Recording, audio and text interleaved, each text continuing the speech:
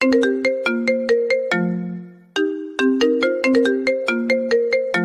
কি করো? ছাড়ো ছাড়ো বলছি, মেজাজ খারাপ লাগছে খুব। ছাড়ছি না, দেখ কি করি তোকে। আহ, তিনতলা বাড়িটাও পুরোটাই লাল নীল বাতিতে ঝলমল করছে। এ বাড়ির বড় মেয়ের আগামীকাল বিয়ে, আজ গায়ে হলুদ। আশরাফ সাহেব আর জাহানারা বেগম দম্পতি চোখের মণি তাদের বড় কন্যা অদিতি, তারই আজ গায়ে হলুদের অনুষ্ঠান। বাড়ি ভর্তি লোকজন আর হই হুল্লোড় চলছে। পুরো বাড়ি যেখানে আনন্দে মেতে আছে, সেখানে একমাত্র একজন আছে যার হদিস এখনো পাওয়া যাচ্ছে না। জাহানারা বেগম পিঠার রুমের সামনে গিয়ে দাঁড়ালেন। দরজাটা ভেতর থেকে লাগানো। তিনি পৃথাকে বেশ আলতো সুরে ডাকলেন। পৃথা মা, কোথায় তুই পৃথা? ভেতর থেকে গুনগুন শব্দে পড়ার আওয়াজটা হুট করে থেমে গেল। পৃথা উত্তর দিল, চাচিমণি আমাকে প্লিজ তোমরা একটু পড়তে দিবা। কাল সকালেই আমার পরীক্ষা, বিয়ের প্রিপারেশন নিতে গিয়ে কিছুই পড়া হয়নি আমার রিভিশনটা তো দিতে দাও প্লিজ। এখন যাও, আমি রিভিশনটা শেষ হলেই চলে আসবো উপরে। জাহানারা বেগম হালকা করে মাথা নাড়লেন আর বললেন, মেয়েটাকে নিয়ে আর পারলাম না। কই বিয়ে বাড়িতে শাড়ি পরে হই হুল্লোড় করবে, আনন্দ করবে, তা না করে বইয়ে মুখ গুজে বসে আছে। বলতে বলতে তিনি চলে গেলেন রান্নাঘরের দিকে। সেখানে ফুলি খালা রান্নায় ব্যস্ত। এত মানুষ ঘর ভর্তি, তাদের খাওয়া দাওয়ার আয়োজন করতে বেশ বেগ পেতে হচ্ছে তাকে। অদিতির রুমে সব মামাতো ফুপাতো বোনেরা আর ওর বান্ধবীরা বসে আছে। অদিতিকে সাজাচ্ছে ওরা। অদিতি মাঝারি গড়নের গোলগাল মুখের আর দেখতে খুব সুন্দর। হলুদ শাড়ি আর ফুলের গহনায় তাকে ভীষণ মায়াবী লাগছে। অদিতি আপু, তোমাকে এত সুন্দর লাগছে কেন আজ? ছোট্ট মামাতো বোন পিয়ন্তির প্রশ্নে হাসলো অদিতি, গাল টেনে বলল, তোর বিয়েতে তোকেও এমন সুন্দর লাগবে রে পাখি। নিজের বিয়েতে বোধহয় সব মেয়েকে সুন্দর লাগে, তাই আমাকেও সুন্দর লাগছে। অদিতির উত্তরে পিয়ন্তি কি বুঝলো কে জানে, সেও হাসলো। মারিয়া জিজ্ঞেস করলো, আপু পিঠা কোথায়? সবাই আছে, ওকে দেখছি না যে। ওর কাল পরীক্ষা, তাই পড়ছে পাগলিটা। অনেকবার আমি আর মা মিলে ডেকেছি, কিন্তু মহারানীর এক উত্তর, পড়া যতক্ষণ না শেষ হবে সে আসবে না। এটা কোনো কথা হলো? আজ আমরা সবাই মজা করব, একসাথে ভেবে রেখেছি। চিন্তা করিস না, ও চলে আসবে। আমার হলুদ আর ও থাকবে না, এটা তো হতেই পারে না। পিতার পরিচয় দেওয়া যাক। পিতা হলো আশরাফ সাহেবের বড় ভাইয়ের মেয়ে। পিতার বাবা অনেক আগে মারা যান। পরে পিতার মা আরেক জায়গায় বিয়ে করে লন্ডন চলে যান। কিন্তু পিতাকে তার দ্বিতীয় স্বামীর পরিবার মেনে নেয়নি, তাই পিতা আশরাফ সাহেবের সাথেই রয়ে গেছে তাদের পরিবারের একজন হয়ে। সবাই তাদের সাধ্যমতো ভালোবাসা দিয়ে ভরিয়ে রেখেছে পিতার জীবন। পিতা এবার এইচএসসি পরীক্ষা দিবে। টেস্ট পরীক্ষা খুবই শীঘ্রই। পিতার এই পরিবারের প্রতিটা মানুষকে খুব বেশি ভালোবাসে। চাচু, চাচিমণি, অদিতি আপু, অপু ভাইয়া, এই মানুষগুলো আর তার প্রিয় বইগুলি মিলেই তার জীবন। ব্রোকেন ফ্যামিলির হয়েও সে এত সুন্দর পরিবার পেয়েছে, এই জন্য সে খুবই খুশি। অদিতি আপুর বিয়ে, তাই সে আরো বেশি খুশি। আপু যে এত সুন্দর আর ভালো একটা বর পাচ্ছে, সেটা ভাবলেই তার মন খুশিতে ভরে যায়।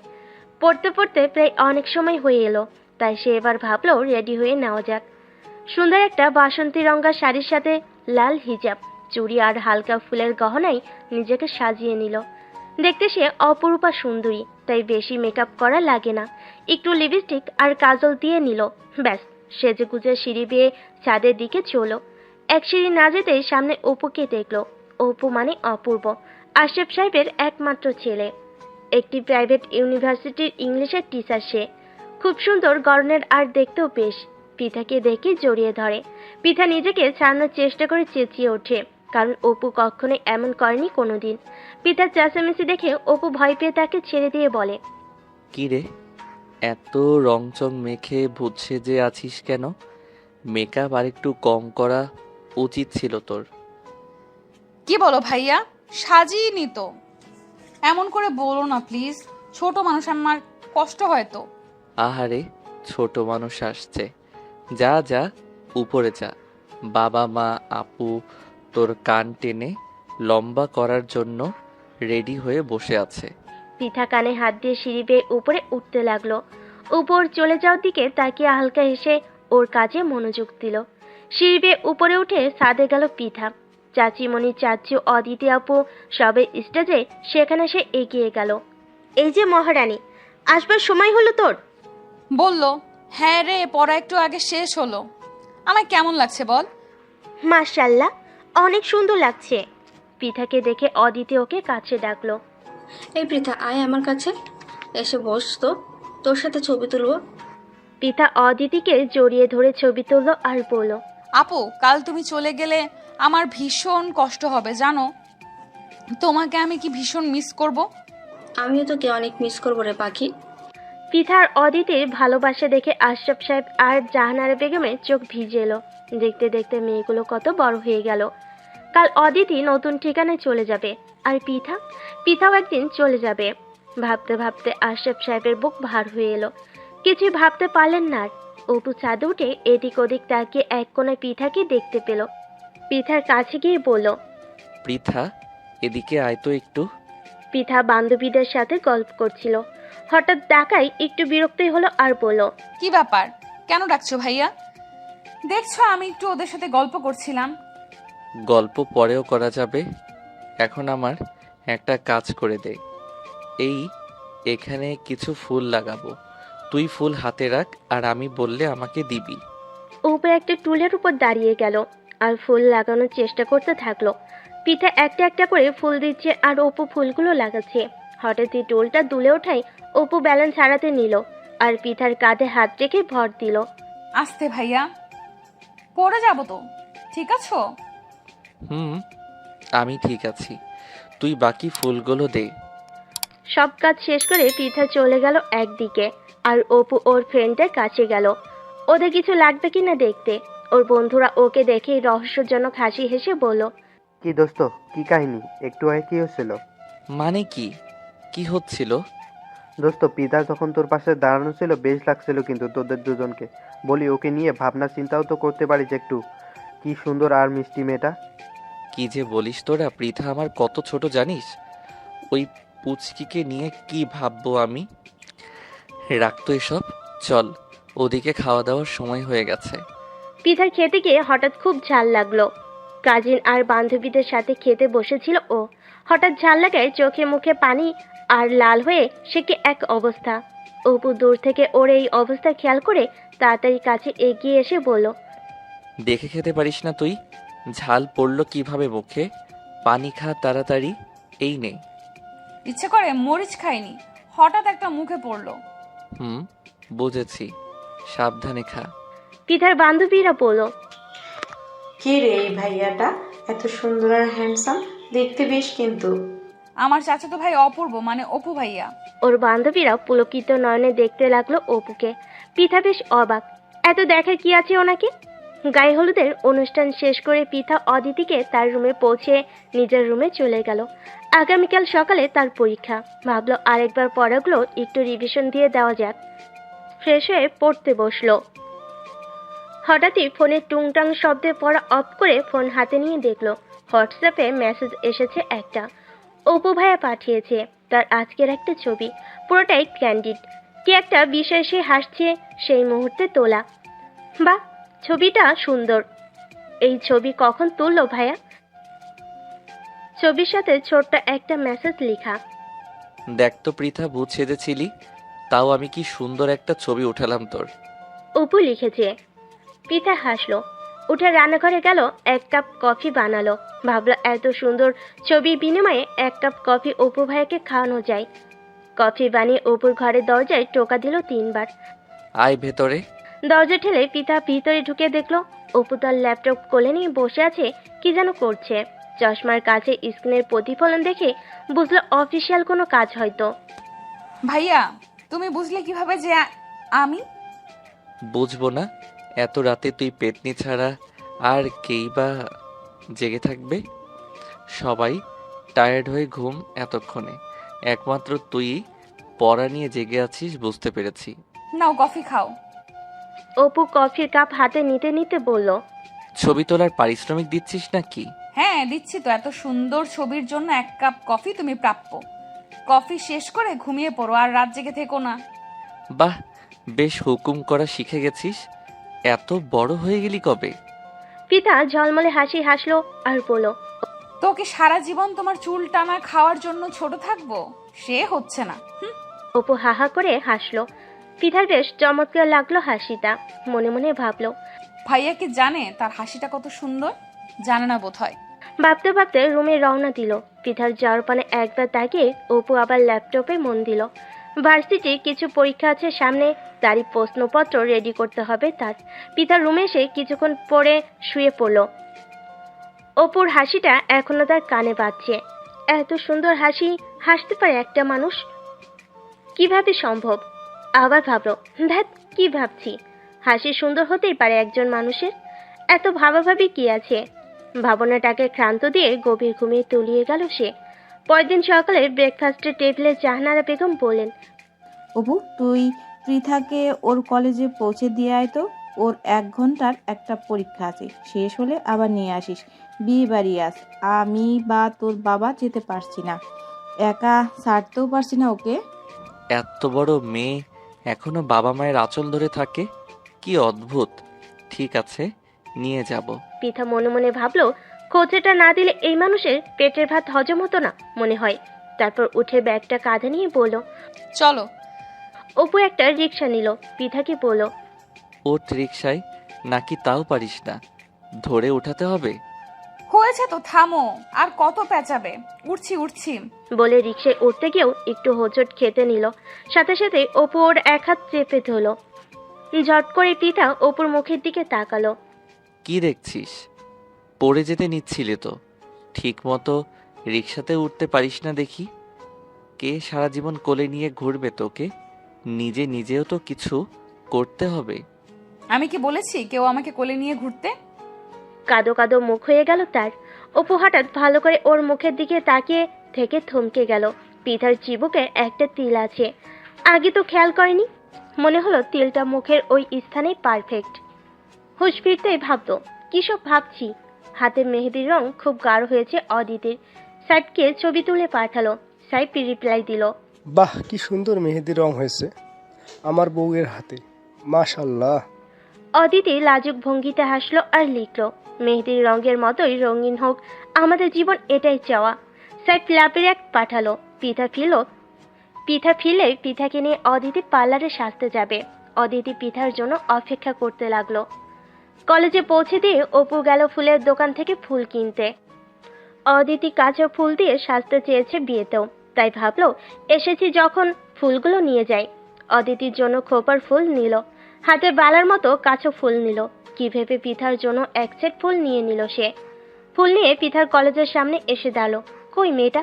সবে বেরোচ্ছে, পিঠাকে দেখছে না অপু। একটু এগিয়ে গিয়ে দেখলো ফাইল হাতে দাঁড়িয়ে আছে পিঠা। সে এদিক ওদিক তাকাচ্ছে। অপু কাছে এগিয়ে গেল। কিরে, কতক্ষণ দাঁড়িয়ে আছি জানিস? তাড়াতাড়ি চল। ভাইয়া জিজ্ঞেস করবে না পরীক্ষা কেমন দিলাম? কেমন আর দিবি? ভালো স্টুডেন্ট নিশ্চয়ই ভালোই দিয়েছিস। আর হ্যাঁ, নে এগুলো ধর আর চল। পিতার হাতে ফুলের প্যাকেট দিয়ে হাঁটতে শুরু করলো অপু। পিতা প্যাকেটে কি আছে দেখতে নিল। অপু ডাকায় আর না দেখেই হাঁটা শুরু করলো। রিকশায় বাড়ি ফিরে এলো দুজনে। পিতা বাড়ি ফিরতেই অদিতির রুমে গেল। অদিতি পার্লারে যাওয়ার জন্য সব গুছিয়ে বসে আছে। প্যাকেটটা অদিতিকে পিতা দিতে দিতে বলল, নাও আপু, তোমার জন্য ফুল। ও, ফুল এনেছ অপু, বেশ। কত সুইট ভাই আমার, দেখেছিস কত খেয়াল রাখে সবার। এমন ছেলে কোটিতে একটা আমার ভাই। হ্যাঁ, ভাইয়ের গুণগান গাওয়া শেষ হলে সব নিয়ে নাও, আমাদের পার্লারে যেতে হবে। কি রে, আরেক সেট ফুল কার জন্যে? তাই তো, ফুল 2 সেট দেখা যাচ্ছে। আরেক সেট কার? বুঝেছি, ভাই আমার তোর জন্য ফুল এনেছে বোধহয়। পিতা শুনে অবাক। সত্যি তার জন্য ফুল এনেছে? আহা, কি আনন্দ, সেও ফুল দিয়ে সাজবে। ফুল হাতের রুমে চলে এলো। পার্লারে যেতে হবে, হাতে খুব সময় নেই, তাই অদিতিকে নিয়ে পার্লারে চলে গেল পিঠা। সাজগোজ শেষ করে যখন তারা ফিরল, তখন সাইফের পরিবার অলরেডি চলে এসেছে অদিতিদের বাসায়। অদিতিকে মেরুন শাড়ি, গোল্ডেন জরির ওড়নাতে ভীষণ মায়াবী সুন্দর লাগছিল। অপুর বোনকে দেখে আবেগ আপ্লুত হয়ে পড়ল। তার বোন, তার একমাত্র বোন, আজকে বিয়ে হয়ে চলে যাবে। একসাথে বড় হওয়া, খেলাধুলা করা কত শত স্মৃতি তার এই বোনের সাথে। বোনটা চলে গেলে তাদের এই ঘরটা কতটা শূন্য হয়ে যাবে ভাবতে ভাবতে চোখ ভরে এলো তার। পিতা অপুর দিকে তাকিয়ে মনে মনে ভাবলো, ওনার চোখে কি পানি? কখনো কাঁদতে দেখিনি ওনাকে। সবসময় হাসি খুশি কেয়ারিং একজন মানুষ, তার এমন আবেগকে দেখতে পেয়ে পিতা বুঝলো মানুষটা ভেতরে খুব ইমোশনাল আসলে। স্টেজে সাইফা আর অদিতিকে বসানো হলো। দুই পরিবারের সবাই খুব দোয়া করলেন তাদের দুজনকে। পিঠা পালা থেকে ফিরেই কাজে ব্যস্ত হয়ে গেল। মেহমানদারি থেকে শুরু করে রিলেটিভদের বাচ্চা পর্যন্ত সে তদারকি করতে থাকলো। ফুলের সাজে সজ্জিত গাঢ় সবুজ রঙের লেহেঙ্গাতে মোড়ানো এই অষ্টাদশীকে বিয়েতে আসা অনেকেই খেয়াল করেছিল। কে মেয়ে অনেকেই চিনতে পারছে না। অপু শুনল বরপক্ষে কেউ একজন বলছে, এই মেয়েটাকে আপা দেখতে ভারী মিষ্টি তো। এমন একটা মেয়ে আমার রায়দের জন্য নিলে বেশ ভালো হয় কিন্তু। অপু ঘাড় ঘুরিয়ে দেখতে গিয়ে দেখলো বরপক্ষের একজন বেশ ভালো সম্ভ্রান্ত দেখতে মহিলা কথাগুলো বলছেন। অপুর চোখ পিঠাকে খুঁজতে লাগলো। পশ্চিমের এক কোণে কিছু বাচ্চার সাথে পিঠাকে দেখতে পেয়ে এগিয়ে গিয়ে সে বলল, পৃথা, একটু আমার সাথে আয় তো। পিঠা বিনা বাক্যে উঠে এলো। অপু ওকে নিয়ে বারান্দায় গিয়ে দাঁড়ালো। কি ব্যাপার, হঠাৎ এইখানে আনলে যে? কিছু লাগবে? পিঠার প্রশ্নে ওর মুখের দিকে তাকালো অপু। কিছুক্ষণ পিঠার চিবুকে থাকা তিলটার দিকে তাকিয়ে থেকে অপু হালকা গলায় পড়ল, পৃথা, আজ আমার মন খারাপ জানিস? হ্যাঁ জানি, অদিতি আপু চলে যাবে তাই তুমি মন খারাপ করে আছো। তুই আমাকে বুঝতে পারিস? আমি ভাবতাম মা ছাড়া আমাকে কেউই সেভাবে বুঝতে পারে না। তুমি জানো তুমি খোলা বইয়ের মতো, একটুখানি মনোযোগ দিলেই পড়া যায়। তোমার দুঃখ তোমার চেহারায় ফুটে থাকে স্পষ্ট। সামনে থাকা অষ্টাদশী এই তরুণীটিকে অপুর খুব আপন মনে হলো। পিতা ওদের সাথে কত বছর, অনেক বছর ধরে। সেই ছোটবেলা থেকে মেয়েটা ওর আশেপাশেই ছিল। আজকের মতো গভীর দৃষ্টি নিয়ে কখনো ওকে দেখা হয়নি, চেনা হয়নি। সবসময় ছোট মানুষ ভেবে ওর সাথে খুনসিটিময় সম্পর্ক অপুর। আজ সেই মেয়েটিকে দেখে মনে হচ্ছে সে আর ছোট নেই। ভালো লাগা, খারাপ লাগা, আবেগ সব বোঝার মতো বড় হয়েছে। ফুলগুলো তোকে মানিয়েছে। আজ একটু বেশি সেজেছিস নাকি? আগে এমন সাজতে দেখিনি তো। কই, আগেও তো সেজেছি অনেকবার। তোমার কাছে কি সাজটা বেশি লাগছে?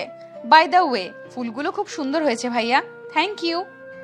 সুন্দর লাগছে তোকে ফুলগুলোতে। তবে একটা কথা, যদি কেউ তোকে ডেকে কিছু জিজ্ঞেস করে বা জানতে চায়, ফিরিস্তি নিয়ে বসে পড়িস না সব কিছু বলতে। কেন? এমনি, যা। বলে অপু চলে গেল। পিঠা কিছু বুঝলো না ব্যাপারটা ঠিক। সেও চলে গেল স্টেজের দিকে। পিঠার সব বান্ধবীরা ওকে ঘিরে ধরলো। কিরে বান্ধবী, আজ তো একেবারে পড়ি সেরেছিস। মাশাআল্লাহ, ভীষণ সুন্দর লাগছে কিন্তু তোকে। হয়েছে, থাম। আয় সবাই অদিতি আপুর সাথে দেখা করবি। বলে পিঠা ওদের স্টেজে নিয়ে গেল। এই দাঁড়া দাঁড়া, পৃথা ওই ভাইয়াটা কই রে? রূপার প্রশ্নে পিঠা তাকালো ওর দিকে। কেন ভাইয়া? আরে তোর সেই চাচাতো ভাই, একেবারে নায়ক নায়ক চেহারা যার। রূপার কথা শুনে মুখে বিরক্তি ভাব এনে পিঠা বলল, থাম, ভাইয়া ইউনিভার্সিটিতে পড়ায় জানিস? শুনলে তোর খবর করে ফেলবে। ওনার এসব কথাবার্তা পছন্দ না। ওনার পছন্দ না নাকি তোর পছন্দ না সেটা বল। রূপার কথাই পিঠা খুবই বিরক্ত হলো, আর কোনো উত্তর দিল না। আপা, এই মেয়েটি কে গো? জাহানার বেগমকে প্রশ্ন করলেন সাইফের মামি। জি, ও পৃথা, আমার ভাসুরের মেয়ে। মাশাআল্লাহ মাশাআল্লাহ, মেয়েটা দেখতে ভীষণ মিষ্টি। ওর বাবা মা কোথায়? ও আমাদের কাছেই মানুষ আপা, আমরাই বলতে পারেন বাবা মা। হ্যাঁ, আচ্ছা বেশ, তাহলে তো আপনার সাথে আলাপ করা কি বিষয়? যায়। আমার একটা ছেলে রাইট সুইজারল্যান্ডে থাকে। আমরা ছেলেকে বিয়ে করাবো, তাই অনেকদিন একটা মেয়ে খুঁজছি। পৃথাকে আমাদের ভালো লেগেছে। আপনারা চাইলে আমরা ওকে আমাদের মেয়ে বানিয়ে আমাদের বাসায় নিয়ে যেতে। আপা, ও তো এখনো অনেক ছোট, এসব নিয়ে আমরা ভাবিনি আসলে। সাইফের মামি হাল ছাড়ার পারছি না। আবা ভেবে দেখেন আর ভাইকেও বলেন, আমাকে জানাবেন প্লিজ। আমি জাহানারা বেগম চিন্তায় পড়লেন। ভাবলেন আশরাফ সাহেবকে জানাবেন ব্যাপারটা। অদিতি বিদায়ের সময় হয়ে এলো। আশরাফ সাহেব আর জাহানারা বেগম আদর মেয়েকে সাইফের হাতে তুলে দিয়ে দোয়া করলেন। অদিতিকে জড়িয়ে ধরে পিঠা খুব কাঁদলো। তার ডাগর চোখে টানার কাজল পানির স্রোতে ভেসে যাচ্ছিল অবল নীলায়। পিঠার কান্না দেখে অপুর কোথাও একটা সূক্ষ্ম ব্যথা হচ্ছিল, যার কারণ অপু নিজেই বুঝতে পারছিল না। অদিতি চলে যাওয়ার পর মনে হলো পুরো বাড়িতে অদ্ভুত এক নীরবতা এসে ভর করেছে। জাহানারা বেগম তার রুমে বিশ্রাম নিতে চলে গেলেন। আশরাফ সাহেব গেলেন বিয়েতে সাহায্য করা আসে কিছু স্টাফদের পাওনা মিটিয়ে দিতে। পৃথা ওর রুমে এসে ফ্রেশ হবার জন্য কাপড় থেকে কাপড় বের করে আয়নার সামনে চোখ পড়তে দেখলো কাজল লেপটে ওর চেহারার অবস্থা শোচনীয়। ফুলের গহনাগুলোতে আরেকবার চোখ পড়ল তার। সারাদিনের দৌড়ঝাঁপে ফুলগুলোর দিকে মনোযোগ দিতে গিয়েও দিতে পারেনি সে।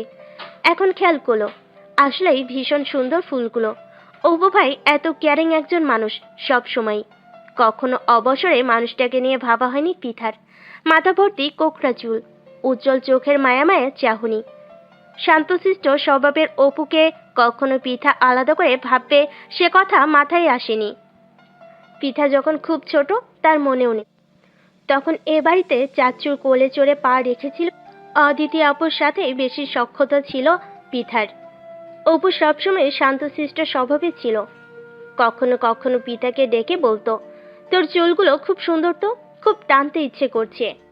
পৃথা দুই হাতে বেনি ধরে দৌড়ে পালাতো। কখনো কখনো পৃথা আর অদিতির জন্য ফুচকা, আইসক্রিম এসব নিয়ে আসতো। বলা যায় সহজ একটা সম্পর্ক ছিল তাদের। কিন্তু আজ অন্যরকম কেন লাগছে পৃথার? মানুষটাকে আলাদা করে দেখতে, আলাদা করে ভাবতেই ইচ্ছে করছে। এই ইচ্ছার নাম কি? চৈত্রের এই রূপালী নির্জন রাতে অষ্টাদশী এক তরুণীর হৃদয়ে কি নতুন কোনো অনুভূতির আনাগোনা হলো অগোচরে? কে জানে। অপু ওর রুমেই ছিল। মন খারাপ ভাবটা এখনো কাটেনি। এক কাপ কফি খেতে মন চাইলো। পৃথাকে একবার ডাকবে কিনা ভাবলো, আবার ভাবলো পৃথা হয়তো টায়ার্ড।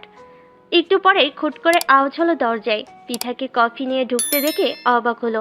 পৃথা স্নিগ্ধ হেসে বলল, ভাইয়া কফি খাও, খুব টায়ার্ড তুমি, একটু রিফ্রেশ লাগবে। চুলগুলো থেকে টুপটুপ করে পানি পড়ছে পৃথার। স্নিগ্ধ একটা গোলগাল ফর্সা মুখ, গভীর টিকালো নাক, সব মিলে কি অসাধারণ লাগছে মেয়েটাকে। অপু চেয়ে রইল কিছুক্ষণ, জিজ্ঞেস করলো, কাল তোর পরীক্ষা নেই? না ভাইয়া, কাল নেই।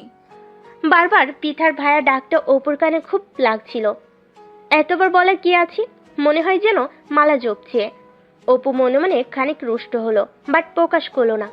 ভাইয়া, তোমার রুমে এগুলো কি বই? হ্যাঁ, কেন? আমি পরীক্ষা শেষ করে তোমার কাছ থেকে নিয়ে এগুলো পড়বো। ঠিক আছে, পড়িস। এখন ঘুমা। আচ্ছা, গুড নাইট। পৃথা ওর রুমের দিকে উল্টো ঘুরে যেতে নিলে অপু বলল, পৃথা শোন, আজ বাইরে খুব জ্যোৎস্না, ছাদে যাবি? পৃথা অবাক হলো।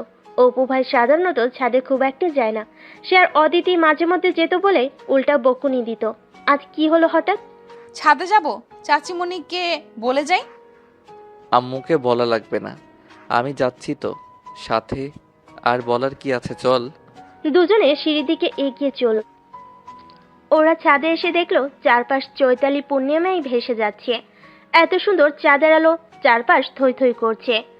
ছাদে বসার জন্য একপাশে বেদির মতো তৈরি করা আছে, সেখানে পৃথা বসলো। অপু কার্নিশের এক পাশে গিয়ে দাঁড়ালো। থালার মতো বড় চাঁদটা ওদের মাথার উপর, ভীষণ মায়াময় এক পরিবেশ। তোর মনে আছে পৃথা, একদিন তুই আর অদিতি আপু নানু বাড়িতে পুকুরে সাঁতার কাটতে গিয়েছিলি? তুই হঠাৎ ডুবে যেতে নিয়েছিলি। পরে অদিতি আপু নিজের জীবনের পরোয়া না করেই তোকে বাঁচাতে ঝাঁপ দিয়েছিল, অথচ সে নিজেও সাঁতার জানতো না। পরে ভাগ্যক্রমে আমি সেখানে থাকায় বাকিদের ডেকে এনে সবাই মিলে তোদের উদ্ধার করি। হ্যাঁ, মনে আছে। কি ভয়াবহ সে দিনটা, আমি এখনো ভুলিনি। আমার বোনটা এমনই মায়াবী রে। আজকে আপুকে অনেক মিস করছি। বাসাটা খালি হয়ে গেল। ছোটবেলাটা খুব তাড়াতাড়ি কেটে যায়। কেন রে? কেন আমরা সেই সময়গুলোকে ধরে রাখতে পারি না? বলতে বলতে গলা ধরে এলো অপুর। পিতা উঠে গিয়ে অপুর পাশে দাঁড়ালো, কাঁধে একটা হাত রেখে বলল, শান্ত হও প্লিজ। আপুর বর খুব ভালো, সবসময় আপুকে নিয়ে এখানে আসবে, বেরিয়ে যাবে ওরা। আপুকে সবসময় দেখতে পাবে, মন খারাপ করো না। একবার চাঁদের দিকে তাকিয়ে আবার পিতার মুখের দিকে তাকালো অপু। জ্যোৎস্নায় ভেসে যাওয়া সেই রাতে অপুর মনে হলো সারা জীবন এই চমৎকার তরুণীটিকে এভাবে পাশে বসিয়ে জ্যোৎস্না দেখে কাটিয়ে দিলে মন্দ হয় না। বিয়ের আয়োজন কাটিয়ে উঠতেই পিতা ব্যস্ত হয়ে গেল পড়াশোনা নিয়ে। 3 মাস পর তার এইচএসসি পরীক্ষা। খুব মন দিয়ে পড়াশোনা করতে লাগলো সে। অপুর সাথে দেখা সাক্ষাৎও কমে গেল। মাঝে মধ্যে রাতে একটু কফি নিয়ে যাওয়া ছাড়া তেমন কথা হয় না অপুর সাথে। এদিকে অপু ভার্সিটির অফিসিয়াল কাজে ব্যস্ত হয়ে পড়ল। দেখতে দেখতে পিঠার এইচএসসি পরীক্ষা শুরু হয়ে গেল। দিনরাত পরিশ্রম করে পিঠা বেশ ভালো একটা পরীক্ষা দিল। খুব আশাবাদী সে ভালো রেজাল্টের জন্য। পরীক্ষা শেষ করে বাসায় এসে ফ্রেশ হয়ে চাচিমণির সাথে বেশ কিছুক্ষণ গল্প করলো সে। সন্ধ্যায় কলিং বেল বাজলো। জাহানারা বেগম বললেন, যা তো পৃথা, নিশ্চয়ই অপু এসেছে, দরজাটা খুলে দে। পিঠা দৌড়ে গিয়ে দরজা খুলতে দেখলো অপুই এসেছে। হাতে কি কি যেন প্যাকেট। সেগুলো দেখে পিঠা দরজা জুড়েই দাঁড়িয়ে রইল। কি রে সর, ঢুকতে দিবি না নাকি? ও সরি সরি, আসো আসো। এগুলো কি হাতে? বলতো কি? ও মা, আমি কিভাবে বলবো? না বলতে পারলে পাবি না, যা। পিঠা মুখ ভ্যাংচালো। দেখো না চাচিমণি কেমন করছে। কিরে তুই কি শুরু করলি বলতো মেয়েটার সাথে? মায়ের কথাই বেশ হাসি পাচ্ছি অপুর। মা, মেয়েটাকে জ্বালাতে তো ভীষণ মজা। না, মাঝের মধ্যে জ্বালাতে হবে দেখা যাচ্ছে। আম্মু কে যেন ফুচকা আইসক্রিম এসব পছন্দ করে, তার জন্য এনেছি। এত কষ্ট করে 2 মাস ধরে বেচারা পরীক্ষা দিল, খাওয়া দাওয়া করেনি ঠিক করে। তাই ভাবলাম কিছু খাবার দাবার আনি, বাবাকে ডাকো একসাথে খাওয়া যাক। জাহানারা বেগম খুশি হলেন। ওদিকে পিঠা তো খুশিতে বাকবাকম। প্যাকেট খুলে হামড়ে পড়ে সে খেতে আরম্ভ করলো। পিতার বাচ্চামো দেখে হাসি পাচ্ছে খুব অপুর। খাওয়া শেষ করে আমার ঘরে আসিস, তোকে সুন্দর কিছু বই দিব পড়তে। আচ্ছা চাচিমণি, অদিতি আপুরা বলেছিল আসবে, কবে আসবে বলেছে কিছু? পৃথা, হ্যাঁ রে, অদিতিরা হয়তো আগামী শুক্রবারে আসবে। ও আচ্ছা। অদিতির কথা উঠতেই জাহানারা বেগমের মনে পড়লো সাইফের মামির বলা সেই কথাগুলো। মহিলা ভীষণ নাছোড়বান্দা।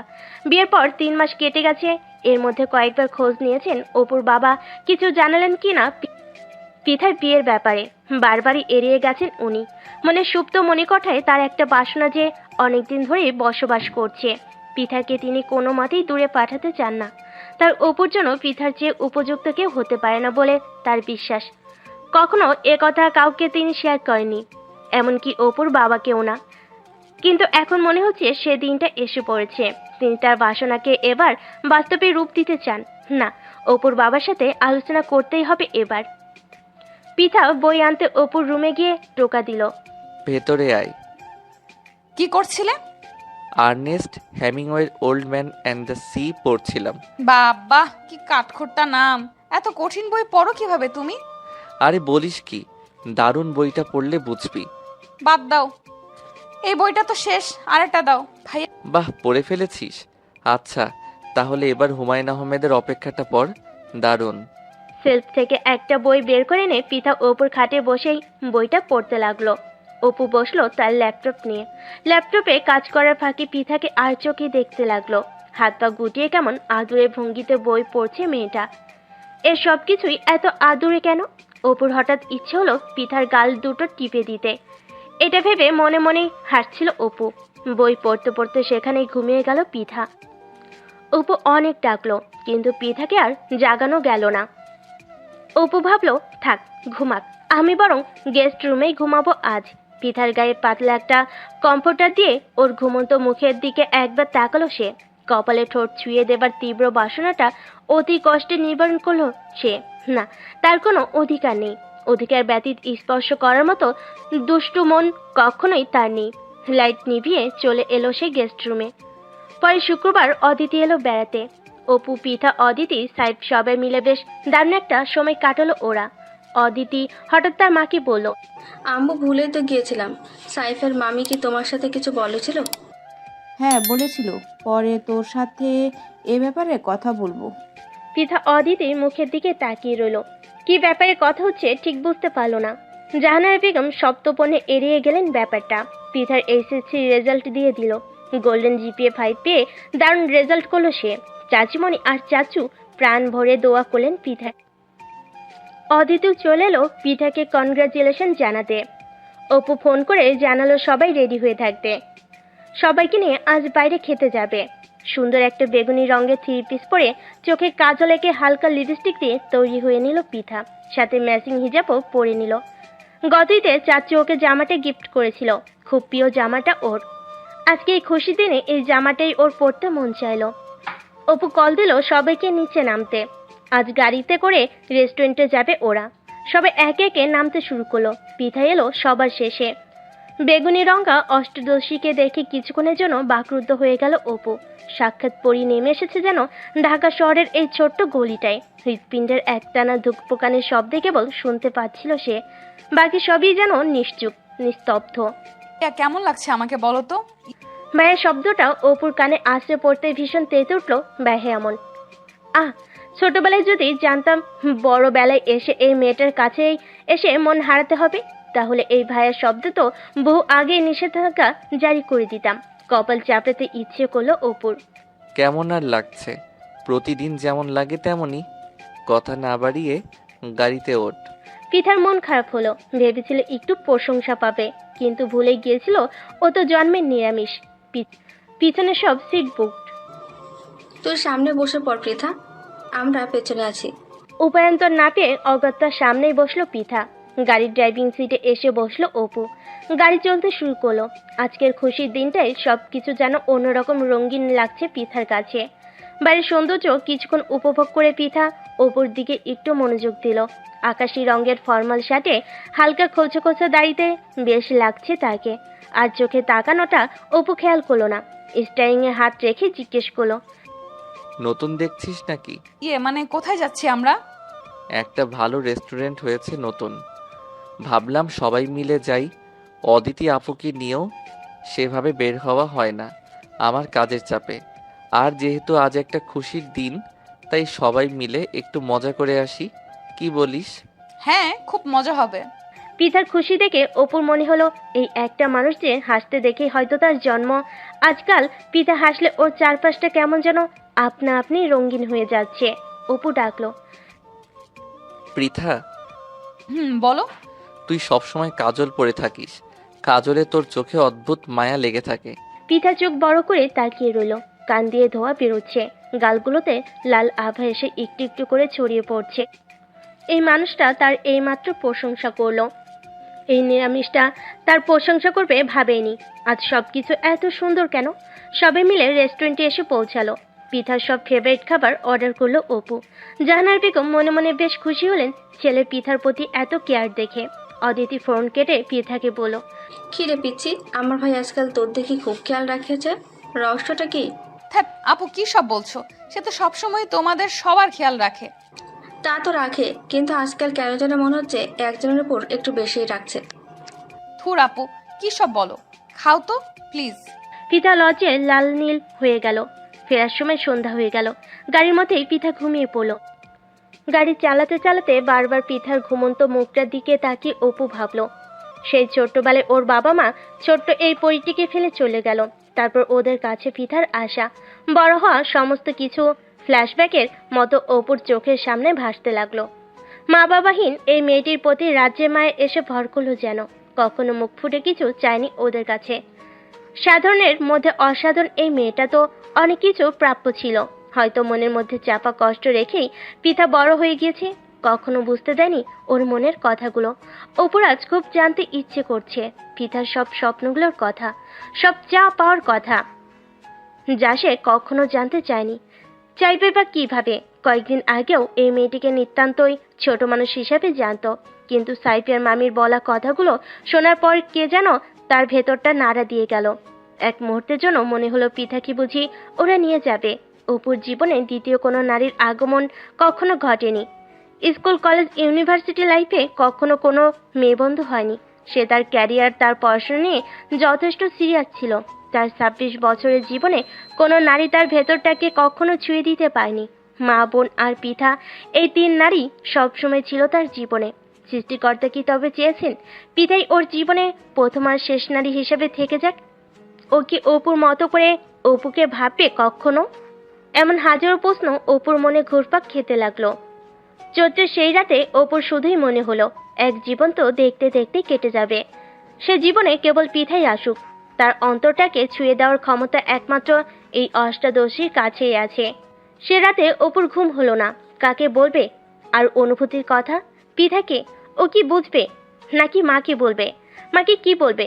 মা, তোমার ছেলে মন হারিয়ে বসেছে, তাও ছোট্ট একটা মানুষের কাছে, যাকে তুমি চেনো, যাকে তুমিও অনেক ভালোবাসো। মাকে কি বলবে সে?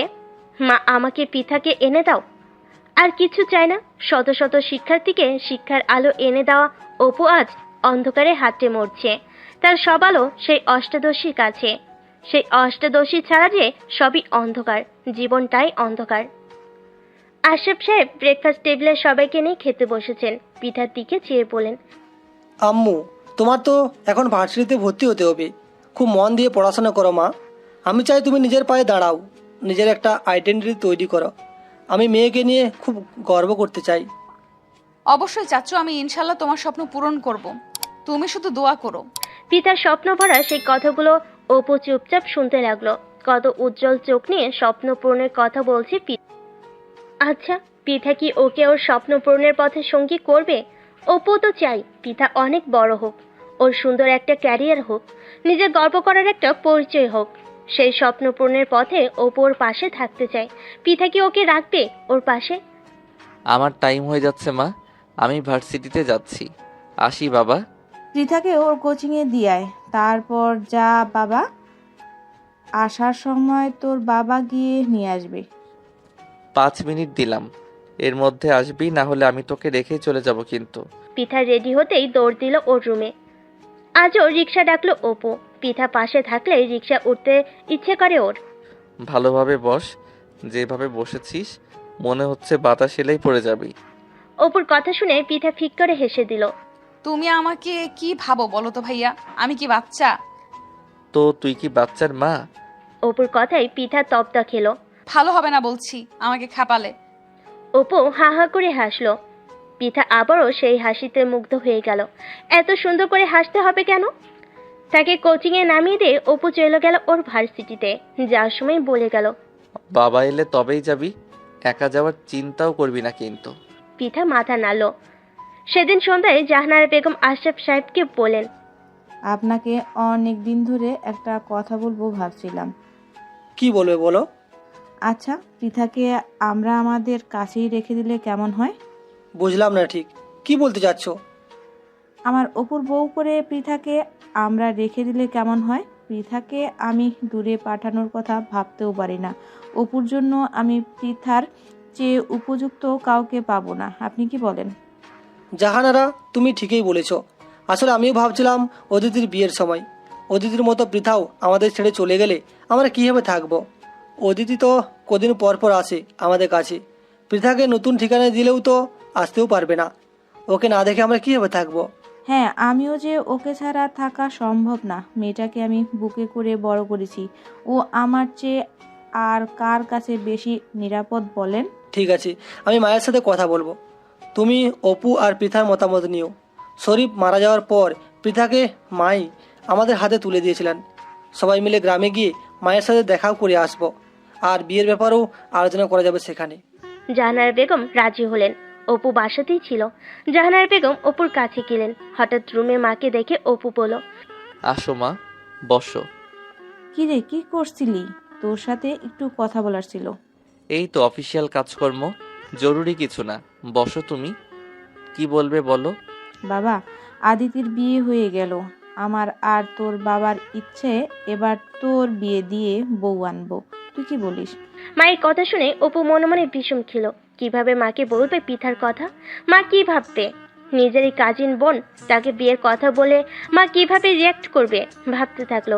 অপুকে চুপচাপ দেখে জাহানারা বেগম বলেন, বাবা, তুই যদি আমার কথাটা রাখিস, আমি আর তোর বাবা খুব খুশি হব।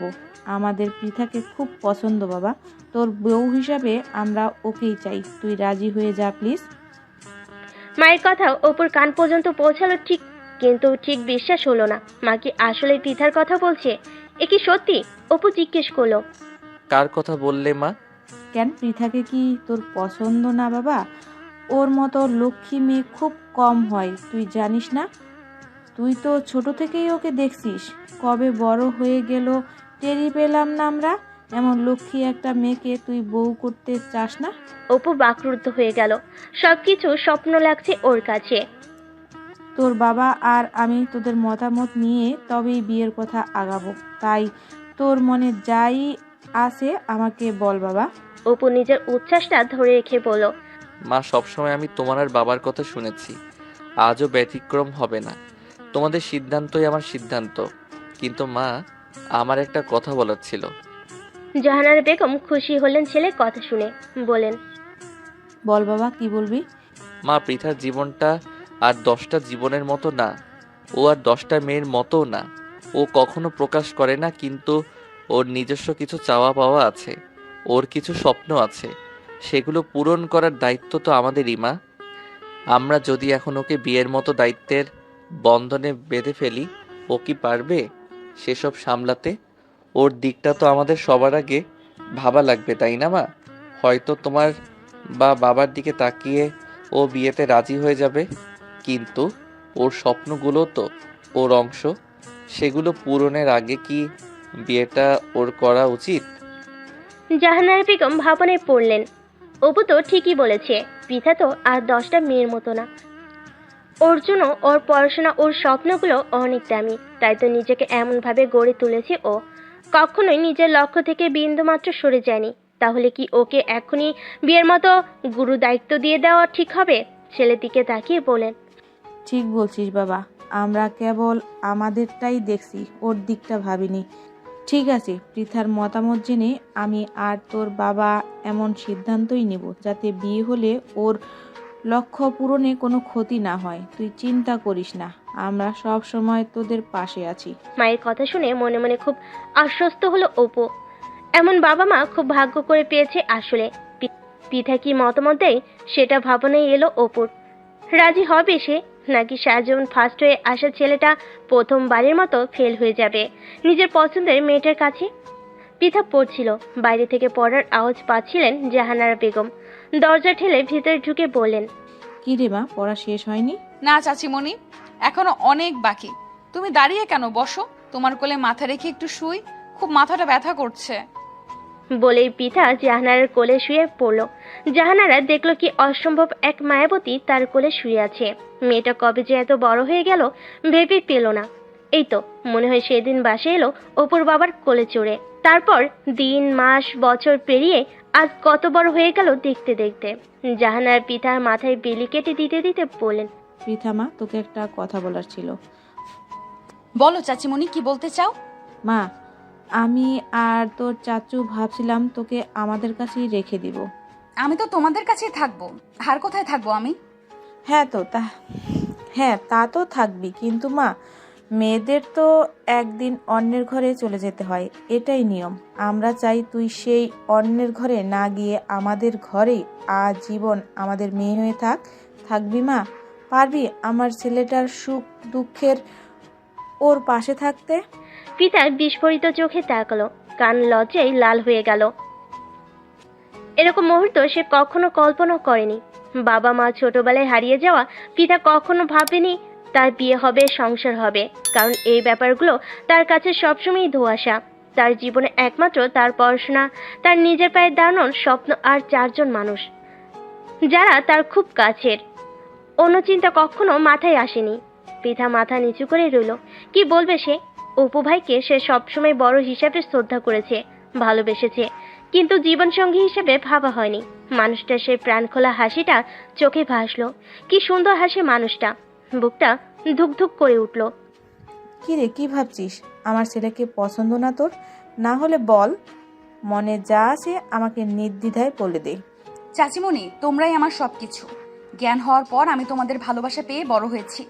তোমাদের কোনো কথা আমি রাখবো না এমন হতে পারে কখনো, কিন্তু চাচিমণি, আমার অনেক দিনের স্বপ্ন, আমি পড়াশোনা করে নিজের একটা পরিচয় তৈরি করব। সেই সুযোগটা কি আমি পাবো তোমাদের কাছে? জাহানারা পিতাকে বুকে জড়িয়ে ধরে বললেন, পাগলি মা আমার, তোর সব স্বপ্নের ভার আরেকজন নিবে বলে বসে আছে, তা হয়তো তুই জানিসও না। একটুই বলবো, তোর সব স্বপ্ন পূরণের দায়িত্ব আমাদের। দুনিয়ার কে কি বলে বলুক, কিন্তু তোর স্বপ্ন সবার আগে, তারপর বাকি সব। নে এবার কোলে শুয়ে পড়, আমি তোর মাথায় হাত বুলিয়ে দিচ্ছি। পিতা শুয়ে পড়ল। জাহানারা পিতার মাথায় হাত রাখলেন। পিতার মনে হলো মা তার মাথায় বুঝি হাত রাখলেন। কতদিন মায়ের স্পর্শ পায় না সে, কতগুলো বছর মাকে দেখে না। মায়ের কি তাকে মনে পড়ে? হয়তো না। পিতার চোখের কোণে এক ফোঁটা জল ভীষণ অভিমানে জড়ো হলো। তার জীবনে নতুন হাওয়া বদলে আভাস এসেছে। এমন দিনে বাবা মা কেউই তার পাশে নেই। জলের ধারা চোখের কোণ বেরিয়ে গড়িয়ে পড়ল নীরবে। রাত 10টা। পৃথা পড়া শেষ করে ভাবলো একটু কফি খাওয়া যাক। রান্নাঘরে গিয়ে কফি বানাতে গিয়ে ভাবলো অপু ভাইয়াকেও 1 কাপ বানিয়ে দিয়ে আসি। কফি বানিয়ে অপুর রুমের দিকে আস্তে আস্তে হেঁটে চলল পৃথা। 3 টোকা দিতেই অপুর গলা শোনা গেল। আয় ভেতরে। কি করছিলে, ব্যস্ত? না ব্যস্ত না, আয়। কফি এনেছিস? দে। কফি খেয়ে বলো কেমন হয়েছে। হঠাৎ এই প্রশ্ন? আগে তো কখনো আমার ভালো লেগেছে কিনা জিজ্ঞেস করতি না, আজ হঠাৎ কি মনে করে? না, এমনি জিজ্ঞেস করলাম। ও আচ্ছা, বস ওখানে। দাঁড়িয়ে আছিস কেন? অপু সপ্তপনে পৃথাকে আর চোখে খেয়াল করেছে। কিছু কি পরিবর্তন ঘটলো? মা কি ওর সাথে আলাপ করেছে বিষয়টা নিয়ে? এমন গুটিসুটি মেরে আছে কেন? পৃথা। অপুর ডাকে চমকে ওর দিকে তাকালো পৃথা। বলো। কিছু ভাবছিস তুই? এমন চুপচাপ কেন আজ? অপুর প্রশ্নে পৃথা হালকা হাসলো। কিছু না, একটু ছাদে যাবে আমার সাথে? অপু কিছুক্ষণ তাকিয়ে রইল। আকাঙ্ক্ষিত মানুষটির মুখ ফুটে তার কাছে কিছু আবদার করে বলছে, এটা তার কাছে মনে হলো পরম পাওয়া। এর আগেও কত চকলেট, আইসক্রিম, ফুচকা চেয়েছে, কিন্তু আজ কথার মধ্যে অন্যরকম একটা আবদার খুঁজে পেল সে। পিতার মনটা কি আজ খারাপ জানার আগ্রহ হলো। অপু সায় দিল। চল। রাতের নির্জনতা, ঠান্ডা মৃদু মন্দ হাওয়ায় চারপাশটা অদ্ভুত সুন্দর লাগছে আজ। পিতা রেলিং ঘেঁষে দাঁড়ালো। অপু একটু দূরত্বে পাশাপাশি দাঁড়ালো পিতার। শুনশান নীরবতার চারিদিকে। নীরবতা ভেঙে অপু বলল, তোর মন খারাপ? তুমি কিভাবে বুঝলে? পিতার প্রশ্নে অপু তাকালো ওর মুখের দিকে। পূর্ণিমার চাঁদ অমাবস্যায় ঢেকে আছে, বুঝবো না? আজ মায়ের কথা খুব মনে পড়ছে। মাকে অনেকদিন দেখি না। তুমি আমার মাকে দেখেছিলে? দেখেছি। আমার মা দেখতে কেমন জানো? আমার তো মায়ের চেহারাটাও মনে নেই ঠিক করে। পিতার কষ্টভরা কণ্ঠ শুনে অপু চমকালো। পিতার চোখে মুখে ভীষণ এক কষ্টের ছাপ। কই, আগে তো কখনো ওর এই কষ্ট দেখেনি অপু। আজ কি হলো ওর? পিতার আরেকটু কাছে ঘেঁষে এলো সে। পৃথা, একটা কথা জানিস, জীবন কেন এত উপভোগ্য বলতো? বলতে পারবো না। কেন উপভোগ্য? জীবনে আমরা যদি সবই পেয়ে যেতাম আমাদের মতো করে, তাহলে জীবন খুব একঘেয়ে হয়ে যেত। বেঁচে থাকার আনন্দ ফুরিয়ে যেত। আমাদের না পাওয়াগুলো আছে বলেই আমরা বেঁচে আছি। আর কেন বাঁচি জানিস? আমাদের অবচেতন মন জানে একদিন আমরা সেসব না পাওয়াগুলো পেয়ে যাব। এই আশায় আশায় আমরা বাঁচি। আর এই জন্যই জীবন এত উপভোগ্য। আমাদের না পাওয়াগুলোই আমাদের নিজেকে চেনায়, নিজেকে জানায়, নিজেকে নিয়ে ভাবায়। খুব সুন্দর বললে তো। তুমি এত কথা জানো? তুই কি আমাকে তোর মতো গবেট ভাবিস নাকি? ইস, গবেট কে? আমি কত ভালো স্টুডেন্ট তুমি জানো না? অপু হাসলো, কিছু বলল না। মেয়েটাকে কিছুটা হালকা লাগছে এখন। আচ্ছা পৃথা, যদি বড় মা কখনো ফেরত আসে, এসে বলে তোকে তার সাথে যেতে, তুই যাবি? পৃথা তাকালো অপুর দিকে। অপুর চোখে কি যেন একটা ভয় দেখতে পেল। কিসের ভয় ওর চোখে মুখে? কি রে, বললি না? হুঁশ ফিরে আসতেই পৃথা বলল, মা আসবে না। ধর যদি আসে? যাব না, আমি কখনোই যাব না। অপু ফোঁস করে একটা নিঃশ্বাস পেল। হঠাৎ এই প্রশ্ন কেন করলে তুমি? জানি না, বুঝতে পারছি না আজকাল আমার মনের কি হয়েছে। আমি নিজেই বুঝতে পারছি না। মনের ডাক্তার দেখাতে হবে বোধহয়। তো দেখাও ডাক্তার। যেই সেই ডাক্তারে হবে না ম্যাডাম, পার্মানেন্ট ডাক্তার লাগবে। বলে অপু রহস্যময় হাসি দিল। পৃথার কান লাল হয়ে গেল। এসব কি বলছে লোকটা? কোনো কিছুর কি ইঙ্গিত দিচ্ছে? চাচিমণি তোমাকে কিছু বলেছে? পৃথার প্রশ্নে চট করে ওর দিকে তাকালো অপু। কি বলবে? না, কিছু না। চলো, অনেক রাত হলো। এই বলে পৃথা উল্টো ঘুরে হেঁটে যেতে নিল। পৃথা শোন। ডাক শুনে ফিরে তাকালো পৃথা। কি? আর একটু কাছে আয়। পৃথা ফরকে গেল। চাচ্ছেটা কি মানুষটা? পৃথা এগুলো অপু ওর সামনে গিয়ে ওর বাতাসে উঠতে থাকা চুলগুলোই হালকা একটা ফু দিল, দিয়ে বলল, তোর দুঃখগুলো আমাকে দিবি পৃথা? আবার সিন্ধুকে তোর দুঃখগুলো একটু একটু করে জমা করব, বিনিময়ে ফেরত দিব একটা একটা সুখের আধুলি। দিবি প্লিজ? পৃথা ফ্যালফ্যাল নয়নে চেয়ে রইল সামনে দাঁড়িয়ে থাকা পুরুষটির দিকে। তার কোকড়া চুলগুলো এলোমেলো হয়ে আসছে বাতাসে। চুলগুলো একটু ছুঁয়ে দেওয়ার তীব্র বাসনা জাগলো। মানুষ মানুষের কাছে সুখ চায়, মানুষটা কি তার দুঃখগুলো চাইছে? কেমন করে ফেরাবে সে? পৃথা আরেকটু এগিয়ে গেল সামনে। খুব সামান্য দূর তো দুজনের। মাথার উপর এক ফালি চাঁদ, তার নিচে দাঁড়ানো সৃষ্টির শ্রেষ্ঠ দুই মানব। সুখ দুঃখ বেচে কেনার হাট বসেছে সে এক টুকরো ছাদে। অনেকটা সময় বোধহয় এভাবেই পেরোলো। অপু আবার গাঢ় গলায় বলল, পৃথা, তোর দুঃখগুলো আমাকে দে, তোর স্বপ্নগুলো পূরণের ভারটুকু আমাকে দে। বলবো না পাশে থাক, শুধু বলবো তোর পাশে আমাকে রাখ।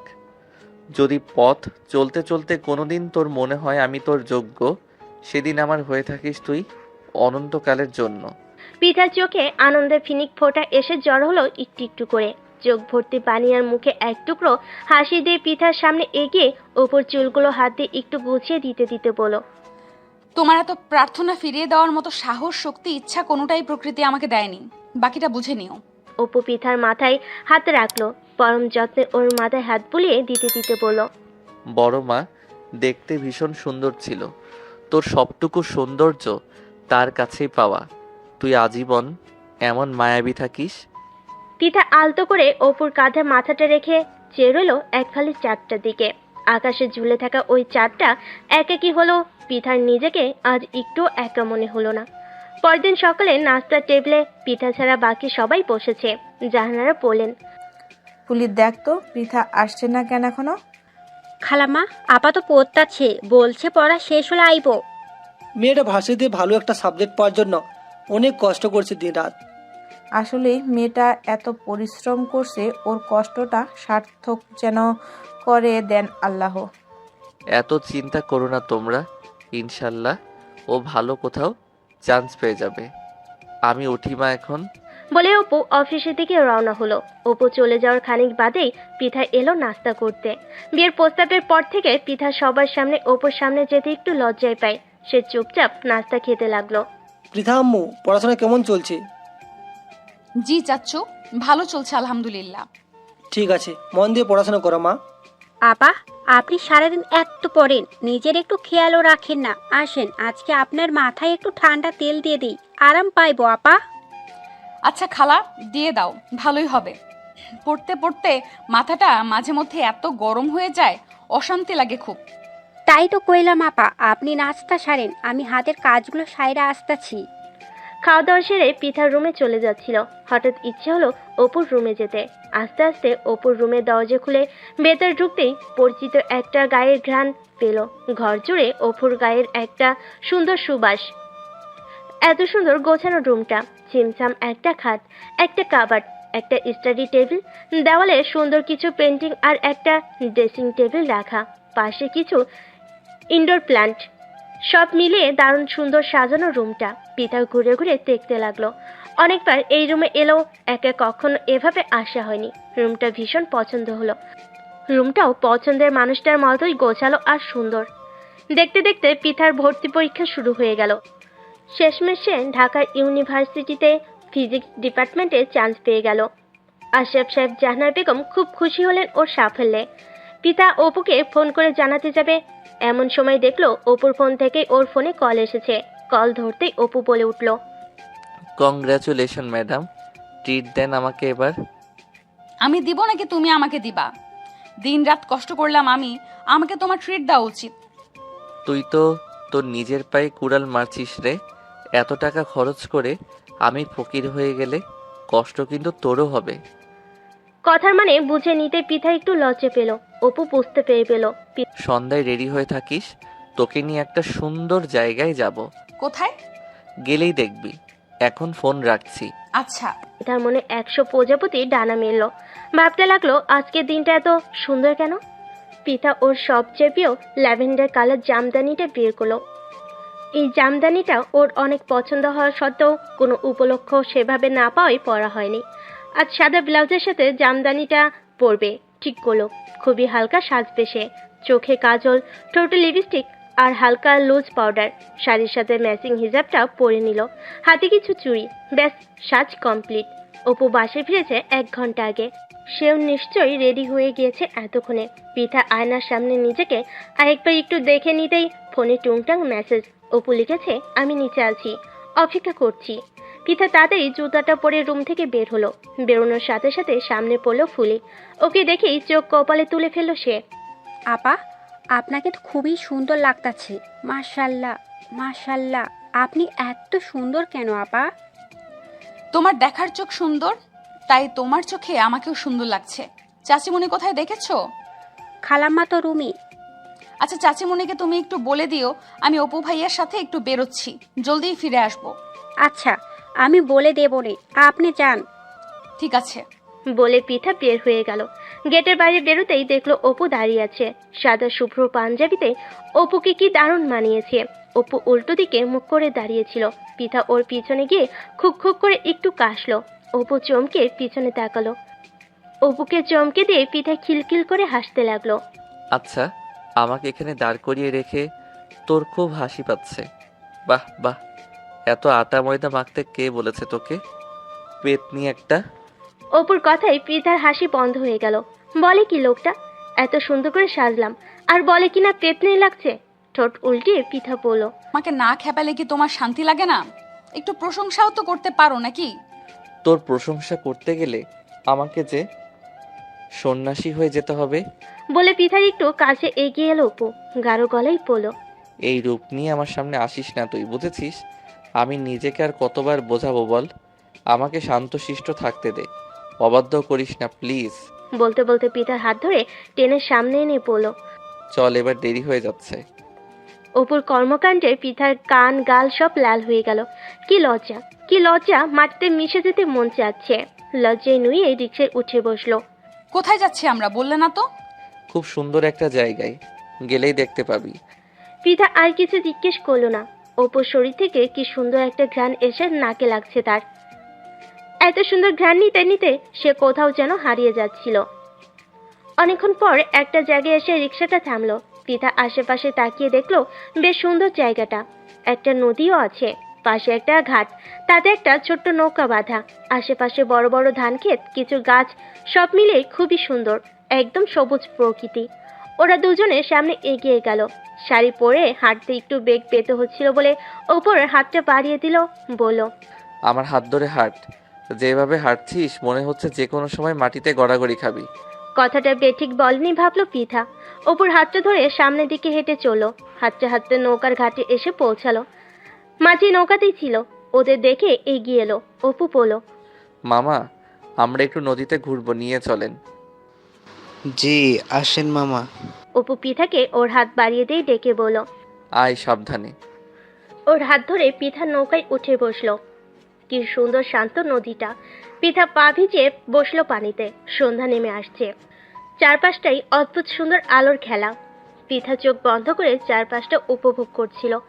অপু এক দৃষ্টিতে পিঠার দিকে তাকিয়ে ভাবছে, এই সুন্দর সন্ধ্যাটা কেন তার জীবনে আরো আগে আসেনি? পিঠা কেন তার জীবনে আর একটু আগে আসেনি? জীবনে তো সুন্দর আগে কেন মনে হয়নি? কেন বারবার মনে হচ্ছে জীবনের বাকি সবগুলো সন্ধ্যায় পিঠা এভাবে ওর সামনে থাকুক? অনুভূতিরা কেন এত বেশ আমার? এই সুন্দর অনুভূতির নামই কি ভালোবাসা? ঢেউ চলত চলত শব্দে কতক্ষণ সময় পেরোলো ওরা জানে না। আকাশে তখন এক টুকরো চাঁদ উকি দিয়েছে। পৃথা, চল, এবার ফিরতে হবে। দুজনে আবার রিকশায় বসলো। শহরের দিকে যেতেই রাস্তার এক পাশে ফুচকার ভ্যান দেখতে পেল ওরা। অপু পিঠাকে বলল, চল এখানেই নামা যাক। পিঠা মাথা নাড়ল। ভাড়া মিটিয়ে ফুচকার ভ্যানের কাছে গিয়ে অপু বলল, মামা, ফুচকা বানাও। পিঠার চোখ তো তখন চকচক করছে আনন্দে। ফুচকা পেলে তো আর তার আর কিছুই লাগে না। গপ গপ একের পর এক সাবাস করতে লাগলো। ঝালে নাকের পানি চোখের পানিতে একাকার। গাল দুটো টমেটোর মতো লাল হয়ে গেল। ঝালে একাকার হয়ে গেছিস, তাও ফুচকা খাওয়া থামছে না। হয়েছে অনেক, এবার থাম। প্লিজ, আর কয়টা খাই না। আর একটাও না, চল। বলে টেনে পিঠাকে নিয়ে হাঁটতে শুরু করলো সে। উফ, তুমি কিন্তু খুব খারাপ ভাইয়া। আবার ভাইয়া ডাকে মেজাজ চড়ে উঠলো অপুর। একবার ডাকলি কেন, আরো ডাক। কি মধুর ডাক, আহা ভাইয়া। অপুর কথার ভঙ্গিতে হাসতে শুরু করলো এবার পিঠা। বেশ রাত হয়েছে, হালকা হালকা ঠান্ডা লাগছে। অপু একটা রেস্টুরেন্ট থেকে কিছু খাবার পার্সেল নিয়ে নিল। বাবা মা পিঠা সবাইকে নিয়ে একসাথে খাবার খাওয়ার জন্য। হাঁটতে হাঁটতে একটা ফুলের দোকান পড়লো সামনে। সেখান থেকে পিঠার জন্য ফুল দিয়ে বানানো হাতের বালা নিল। দেখি, হাত দে। বলে পিঠার হাত টেনে নিয়ে বালা দুটো পরিয়ে দিল। ফর্সা গোলগাল হাতে বালাগুলো কি সুন্দর মানিয়েছে। হাত নেড়ে চেড়ে দেখতে লাগলো পিঠা। রিকশায় করে বাড়ি ফিরে চলল ওরা। ড্রয়িং রুমে ঢুকতেই দেখতে পেল সোফায় এক মহিলা বসা। চিনতে পারলো না ওনাকে। আরেক পাশে সাইদ ভাই আর অদিতি আপুকে দেখতে পেল। অদিতিকে দেখেই পৃথা বলে উঠল, কেমন আছো আপু? কেমন আছো সাইফ ভাইয়া? আমরা ভালো আছি রে, তুই কেমন আছিস? আমিও ভালো। মহিলা এগিয়ে এসে পৃথার হাত ধরলেন। হাত ধরে ওকে টেনে ওনার কাছে নিয়ে বললেন। পৃথা আমতা আমতা করে বলল, আলহামদুলিল্লাহ ভালো আছি, আপনি কেমন আছো মা তুমি? আমিও ভালো আলহামদুলিল্লাহ। আসো আমার পাশে এসে তুমি বসো। আমি সাইফের মামি হই। তুমি আপাতত আমাকে আন্টি ডাকতে পারো। হাসো, বলো মামুনি আমার পাশে বসো। বাহ, তোমার হাতের ফুলগুলো বেশ সুন্দর তো। পৃথা চট করে অপুর দিকে তাকালো। অপুর চেহারা দেখেই বুঝলো রেগে যাচ্ছে সে। পৃথাকে হাত ধরে টেনে মহিলা তার পাশে বসিয়ে দিলেন। পৃথা এবার জাহানারা বেগমের দিকে তাকালো। জাহানারা বেগম চুপচাপ।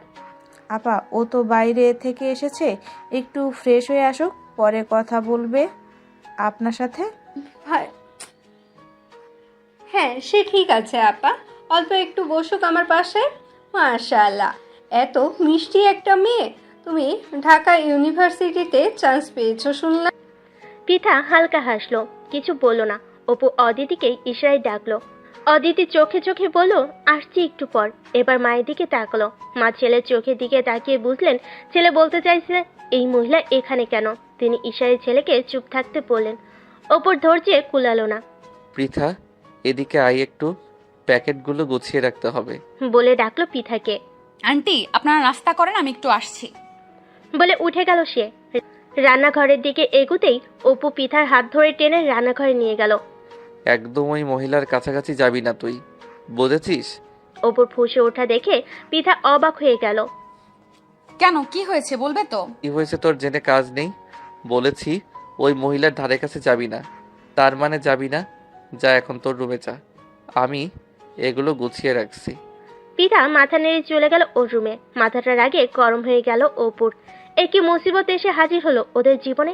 পৃথা তো জানেও না মহিলা কি উদ্দেশ্য নিয়ে এসেছে। না, হেস্তু নেস্ত একটা করতে হবে। এমন সময় জাহানার এলেন রান্নাঘরে। এসব কি মা? ওই মহিলা এখানে কি করে? থাম বাবা, মেহমানের মুখের উপর কিছুই বলা যাবে না, এটা ভালো দেখায় না। আমি জানি না কিছু, কিভাবে হ্যান্ডেল করবে তোমরা জানো। আর আপুকে বিষয়টা জানিয়ে দাও, না হলে নতুন আত্মীয় খুব বাজে দিকে পড়ে মোড় নিতে পারে। জাহানারা চিন্তিত হয়ে পড়লেন। ছেলে ভুল কিছুই বলেনি। আপাতত অপুকে বুঝিয়ে রুমে পাঠিয়ে দিলেন। আবার ড্রয়িং রুমে চলে এলেন তিনি।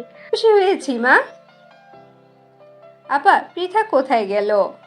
আসলে আপা হয়েছে কি, অপুর বাবা ব্যবসার কাজে ঢাকার বাইরে আছেন তো কিছুদিন ধরে ব্যস্ত।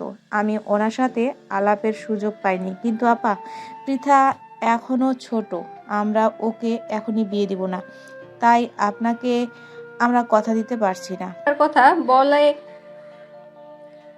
আরে আপা সমস্যা নেই, এখনই বিয়ে দিতে হবে এমন তো কথা নেই। রাইদো এবছর দেশে আসবে না। ওকে পৃথার কথা বলায় ও বলেছে 1 বছর পর পৃথাকে এসে ও দেখে আলাপ করতে চায়। ভেবে চিনতে না হয় সিদ্ধান্ত নিন।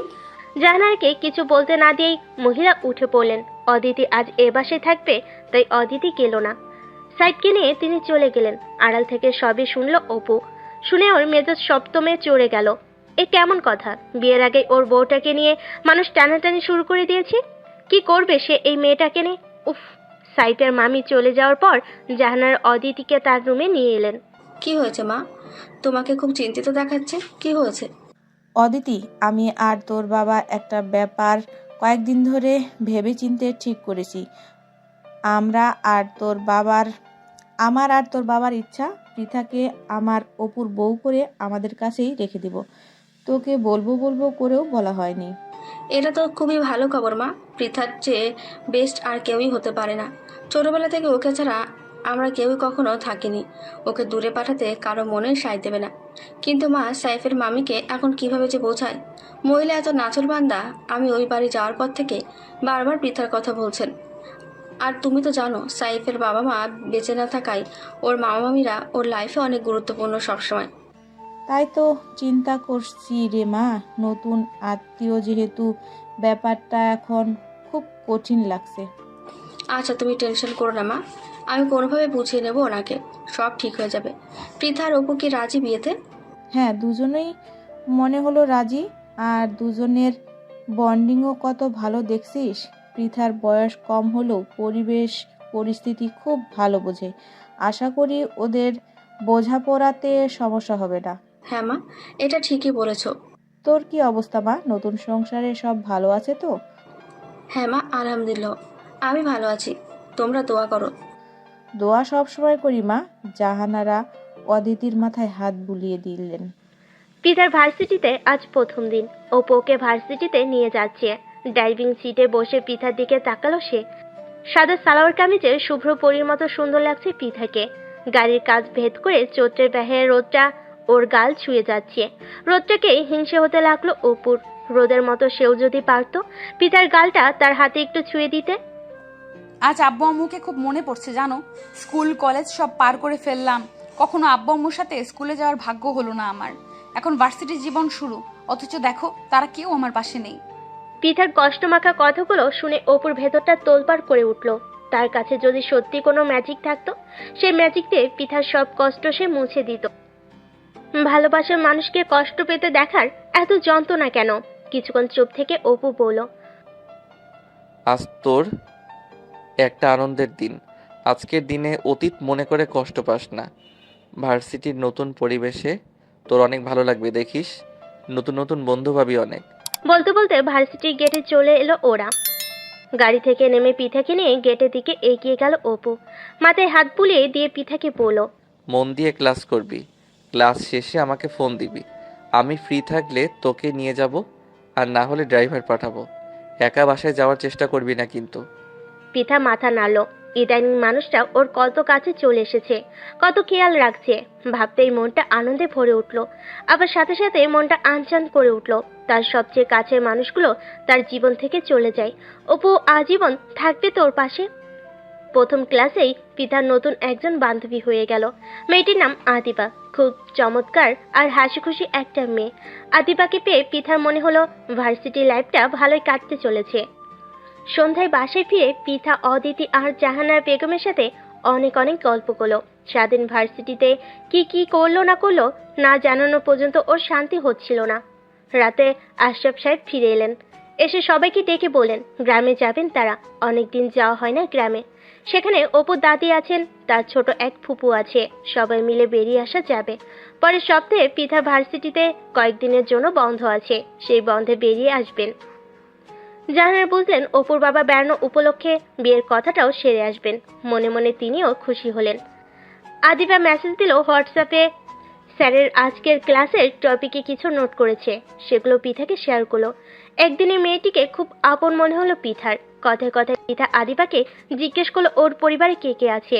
আদিবা বলল ওর বাবা আছেন, মানে বাবা অসুস্থ একটু, মূলত ওকে ওর বড় ফুপু দেখাশোনা করেন। তিনি লন্ডনে আছেন তার পরিবার সহ, দেশে আসবেন কিছুদিন পর।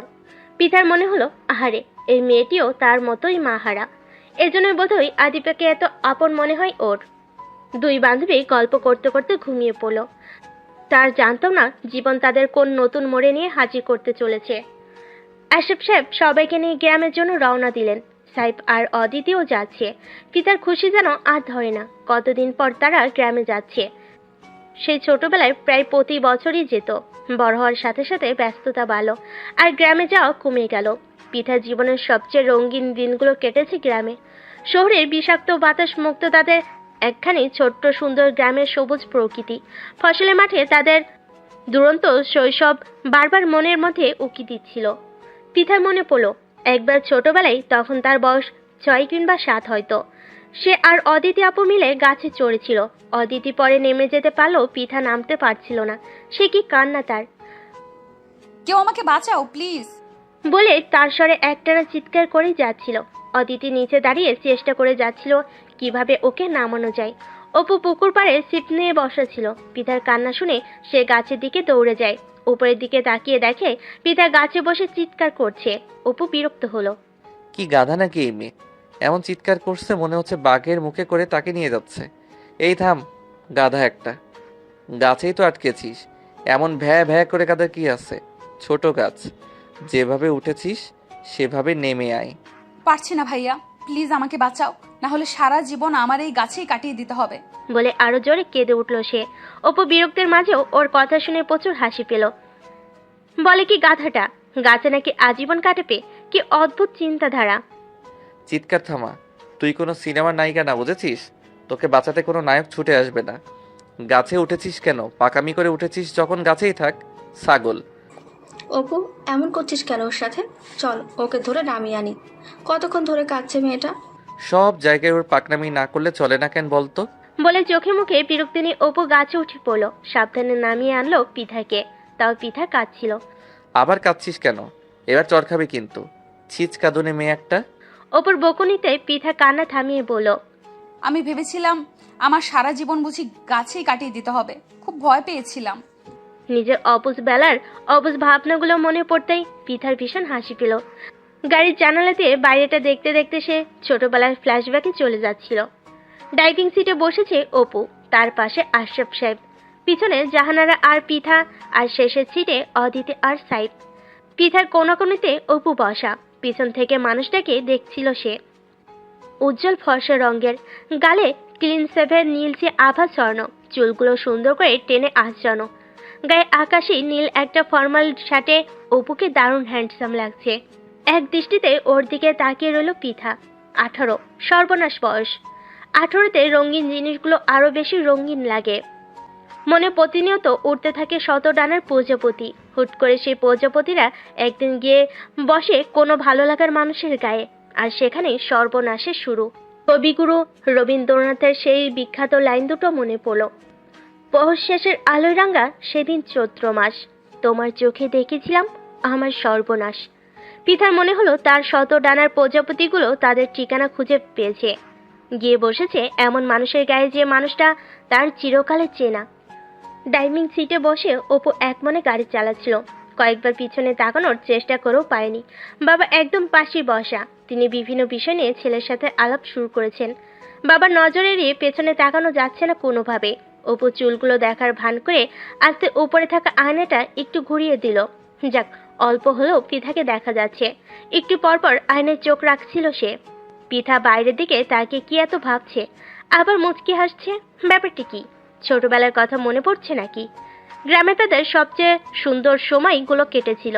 পিঠা আর অদিতি আপু সারাদিন খেলাধুলায় মেতে থাকতো আর আজব কাণ্ড ঘটাতো। ছোট বয়সে ছোট হয়, প্রচুর বকুনি খেয়েছে অপুর। ছোটবেলায় পিঠা আস্ত একটা গাধা ছিল, কি সব আজব কথা বলতো। একদিন সে পুকুর পাড়ে বসে মাছ ধরছে, আর দৌড়ে কোথা থেকে এসে বলে, ভাইয়া তুমি নাকি হাঙর মাছ ধরেছ? এই ইয়া বড়। এসব আজগুবি কথা কোথায় পাস তুই? আমি হাঙর কিভাবে ধরবো? আমি ধরেছি পুঁটি মাছ, এই দেখ। ও মা, এত ছোট? আমি আরো ভাবলাম তুমি এত বড় ছিপ নিয়ে বুঝি হাঙর মাছ ধরছো। হা হা করে অপু হেসে উঠল পিঠার অবুঝ কথাগুলো শুনে। ছোট্ট সেই অবুঝ মেয়েটা বড় হতে হতে কেমন চুপচাপ আর শান্ত হয়ে গেল। খুব একটা আর অপুর কাছে ছুটে আসতো না, অদ্ভুত সব প্রশ্ন করতো না। আর বড়বেলায় এসে পিতা হয়ে গেল শান্তশিষ্ট এক নদী। ছোটবেলায় সেই অবুঝ পিঠাকে অপু কতটা মিস করে তা পিঠা কখনো জানতে পারেনি। সময়ের পরিবর্তনের কালের পরিক্রমায় বড়বেলায় এসে সেই অবুঝ বালিকায় তার মনের ঘরে বসবাস করা শুরু করেছে। চিরকালে চেনা, তাও মনে হয় এই বালিকার মনের আরও খবর জানা বাকি রয়ে গেছে। তার মনের অনেক গোপন পৃষ্ঠা পড়া বাকি রয়ে গেছে। শখের নারী সদা রহস্যময়ী পুরুষের কাছে জানলেও যেন জানার বাকি রয়ে যায়। আরও জানতে ইচ্ছে হয় তাকে। কৌতূহল শুধু বেড়েই চলে নিরন্তর। শেষ বিকেলের দিকে গ্রামের বাড়িতে পৌঁছে গেল ওরা সবাই। বাড়ির সামনে লোহার গেট, এরপর ভেতরে একটা বড় উঠোন। উঠোনের একপাশে কিছু ফুলের গাছ, সেখানে নয়নতারা আর জবা ফুলের ছড়াছড়ি। একপাশে রয়েছে মাধবীলতার ঝাড়। ঘরের মূল গেটের উপর বাগান বিলাসের শোভা পাচ্ছে। অপুর দাদাজান ভীষণ শৌখিন একজন মানুষ ছিলেন। তিনি নিজ হাতে এই বাড়িকে সাজিয়েছিলেন। তিনি মারা যাওয়ার পর অপুর দাদিজান তার স্বামীর সেই সাজানো বাড়িটাকে আঁকড়ে ধরে বেঁচে আছেন। পিতা বাড়ির উঠোনে ঢুকে অদিতিকে বলল, আপু মনে আছে তোমার এই উঠানে আমরা কত এক্কা দোক্কা খেলতাম, কত কানামাছি খেলতাম? মনে আছে রে, আমার কত সুন্দর বিকেল কেটেছে এই বাড়ির উঠোনে। সেসব আমি কিভাবে ভুলবো বল। বাড়ির ভেতরে ঢুকে সোজা দাদিজানের রুমে চলে গেল ওরা। অনেকদিন পর ছেলের বউ, নাতি নাতনি, নাতনি জামাই সবাইকে দেখে ওদের দাদিজান দিলারা বেগম খুশিতে আটখানা হয়ে গেলেন। পিঠার অদিতিকে কাছে ডেকে বললেন, আমার বোনেরা, তোমরা আসো। কতদিন পর দাদির কেমন পড়লো তোমাদের? আসো, আমার কাছে আসো, বসো, প্রাণ ভরে আদর করি তোমাদের। পিঠা দাদিজানের কোলে শুয়ে পড়ল। আহা, কি সুন্দর একটা মিষ্টি ঘ্রাণ দাদিজানের শরীরে। সেই ঘ্রাণে মেখে চুপচাপ শুয়ে রইল। অপু দাঁড়িয়ে পিঠাকে দেখছো, কেমন আদরের বাচ্চাদের মতো দাদিজানের কোলে শুয়ে আছে মেয়েটা। মেয়েটার পুরোটাই আদর আদর। আমার অপু দাদু ভাই, তুমি দূরে কেন? আসো ভাই, আমার কাছে আসো। অপুকে কাছে বসিয়ে দেখতে লাগলেন দিলারা বেগম। মাশাআল্লাহ, আমার অপু দেখতে কত সুন্দর হয়েছে, মাশাআল্লাহ। তুমি নাকি মাস্টার আর হইছো দাদু ভাই? ছোটোবেলায় তোমার জ্ঞানী জ্ঞানী কথা শুনে আর শান্তশিষ্ট রূপ দেখে আমি বুঝেছিলাম একদিন তুমি মাস্টার হইবা। জি দাদিজান, তুমি দোয়া করো আমার জন্য। অবশ্যই দোয়া করি। তোমরা এবার ফ্রেশ হয়ে আসো, খাওয়া দাওয়া করো, তোমার ফুফুর সাথেও দেখা করো, আমি সব ব্যবস্থা করতেছি। দাদিজান, আমি একটু তোমার কোলে শুয়ে থাকি প্লিজ, খুব শান্তি লাগছে এখানে। অদিতি আপুর বিয়েতে তুমি গেলে না কেন? আমি অনেক রাগ করেছি। এই শরীর নিয়ে কিভাবে যাই বলো? তাই তোমার শাশুকে বলছি বিয়ের পর তোমাদের নিয়ে আমার এখানে চলে আসতে। সাহেব দাদিজানকে সালাম দিলেন, তাকেও দোয়া করলেন দাদিজান। সবাই যার যার রুমে চলে গেল। পিতা শুয়ে রইল দাদির কোলে, অপু সেখানে দাঁড়িয়ে রইল। কি গো দাদু ভাই, তুমি যাচ্ছ না যে? রুমে গিয়ে আরাম করো কিছুক্ষণ। অপু আমতা আমতা করতে লাগলো। দাদিকে এবার কিভাবে বোঝাবে তার পিঠার কাছাকাছি থাকতে ইচ্ছে করছে। অফিসিয়াল সব কাজ ফেলে সে ছুটে আসার বড় কারণ এই মেয়ে, যে তার দিকে বিন্দুমাত্র নজর না দিয়ে দাদির কোলে গিয়ে ঘাপটি মেরে শুয়ে আছে এখন। পিতা সব বুঝতে পেরে দাদির কোলে মুখ চেপে হাসতে লাগলো। মানুষটা এত বেহায়া কবে থেকে হয়ে গেল? ইসরে, দাদি যদি জানে কি কেলেঙ্কারি লজ্জে পড়বে সে বুঝতে পারছে না, তাও খাম্বার মতো দাঁড়িয়ে থাকাই লাগবে। এই পৃথা, উঠে আয় তো, আমার ব্যাগ মায়ের কাছে গিয়ে এনে দে যা। ইস, আমি কি তোমার ফরমায়েশ খাটতে এসেছি নাকি এখানে? দেখছো না আমি দাদিজানের কোলে শুয়ে আরাম করছি, তুমি অন্য কাউকে বলো। অপু চোখ কটমট করে তাকালো। পিঠা দেখেও যেন না দেখার ভান করলো। আরাম করাচ্ছি তোকে ভালো করে, মনে মনে বলে দরজা থেকে বেরোতেই সামনে পড়লো এক মেয়ে। বড় জোর বয়স 16 কিংবা 17 হবে। ওর দিকে অবাক চোখে ড্যাব ড্যাব করে তাকিয়ে আছে। অপুর ভুরু কুচকে গেল। কি ব্যাপার, এই মেয়ে এভাবে তাকাচ্ছে কেন? আর ও কে? আসসালামু আলাইকুম। ওয়ালাইকুম আসসালাম, তুমি কে? বয়সে অনেক ছোট দেখেই তুমি করে বললো মেয়েটাকে। জি, আমি আপনার ফুফুর ননদের মেয়ে, আমার নাম ইরিন। ও আচ্ছা, আমার মাকে দেখেছো? জি, উনি আপনার ফুফুর রুমে। ওকে বলে মাথা নাড়িয়ে অপুর সামনের দিকে চলে গেল। ইন মুগ্ধ দৃষ্টিতে অপুর পানে চেয়ে রইল। এত সুন্দর দেখতে মানুষ সে তার জীবনও দেখেনি। অপূর্ব নামের মানুষটা নামের মতোই অপূর্ব। পিঠা রুম থেকে বেরিয়ে দেখলো একটা মেয়ে অপুর দিকে তাকিয়ে মুচকি হাসছে। পিঠার কপাল আপনা আপনি ভাঁজ হয়ে এলো। কি ব্যাপার, এত কি দেখছে সে অপুর দিকে? অজানা আশঙ্কায় পিঠার বুকটা ধুক করে উঠল। দাদিজানের রুম থেকে বেরিয়ে পিঠা ফুপুর রুমে গেল। ফুপুর সাথে কৌশল বিনিময় করে ওর জন্য বদ্ধ রুমটায় চলে গেল। সারাদিন জার্নি করে শরীর অনেক ক্লান্ত। ভালোভাবে ফ্রেশ হয়ে সে বারান্দায় গিয়ে দাঁড়ালো। বাইরে সন্ধ্যার সুন্দর হাওয়া বইছে। সেই হাওয়ায় কেবল প্রাণী জুড়িয়ে আসে। শহরের এই বাতাসটা কেন যে পাওয়া যায় না। গ্রামের সন্ধ্যায় যেন অদ্ভুত একটা মায়া, ঘরে ফেরার অদ্ভুত এক আহ্বান। বারান্দা দিয়ে অপুর রুমটা দেখা যাচ্ছে।